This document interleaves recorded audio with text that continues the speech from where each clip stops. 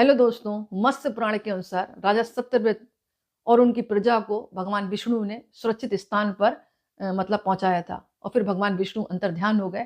कहा जाता है कि मत्स्य अवतार में ही समुद्री दैन्य हरग्रीव और दूसरे दानवों का इन्होंने वध कर दिया था। साथ ही ब्रह्मा जी से छीने गए वेद हयग्रीव से लेकर वापस परम पिता ब्रह्मा जी को सौंप दिए थे। कहा यह भी जाता है कि मत्स्य अवतार के रूप में भगवान विष्णु ने जब जन्म लिया था वो दिन था चैत्र मास की शुक्ल पक्ष की तृतीया तिथि। तो आप इसको नोट कर लें, चैत्र मास की शुक्ल पक्ष की तृतीया तिथि थी, इसलिए उस दिन को भगवान विष्णु की विशेष पूजा करने का विधान है। तो अगर आप करते हैं तो विधि विधान से भगवान का पूजा करें और उनके मंत्रों का जाप करें। कहा जाता है श्री हरि की स्तुति करने से जातक के जीवन में उनका आशीर्वाद बना रहता है, घर परिवार में खुशियां आती हैं और उस व्यक्ति के जीवन में मतलब कहते हैं ना कि खाद्य पदार्थों की कमी कभी भी कमी नहीं रहती। तो यही कहा जाता है कि मत्स्य अवतार भगवान ने लोगों के कल्याण के लिए लिया था। और ये भी कहा जाता है कि जो था ना ये हयग्रीवा जो राक्षस था इसका वध किया था, उसके साथ अन्य दैत्य भी थे, उनका भी वध किया था। तो सब प्रथम इन्होंने सत्यव्रत राजा थे उसके समय में इन्होंने ये मत्स्य अवतार लिया था। हालांकि ये मत्स्य अवतार का जो कहते हैं ना विवरण जो कहा जाता है विवरण काफी विराट है, जिसका जिक्र जो है मत्स्य पुराण के अंतर्गत आया गया है। मत्स्य अवतार जो लिया था ना इसका पूरा विवरण जो है मत्स्य पुराण आती है उसके अंदर है।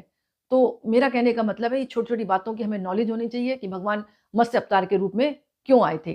तो अधिकतर मत्स्य अवतार की तो बात आप छोड़ो, अन्य अवतार भी जो हुए भगवान के वो सिर्फ इसीलिए हुए हैं कि राक्षसों का वध करने के लिए।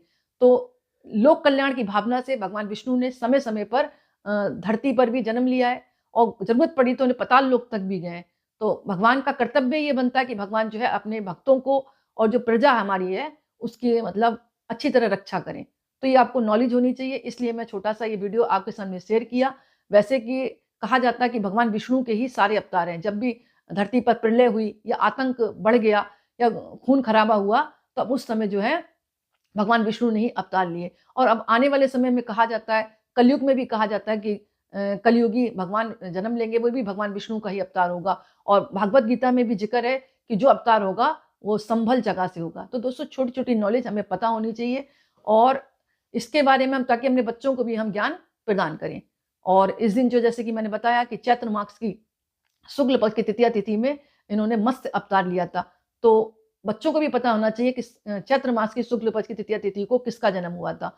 तो मेरा कहने का मतलब ये है कि इस दिन आपको अगर ये तिथि याद रहे तो आपको भगवान का नमन करना चाहिए, उनका आशीर्वाद लेना चाहिए। हो सके तो पीले फल है, पीली मिठाई है, पीले फूल है, इनसे पूजा करें और खुद भी पीले वस्त्र धारण करें, भगवान को भी पीले वस्त्र अर्पण करें। और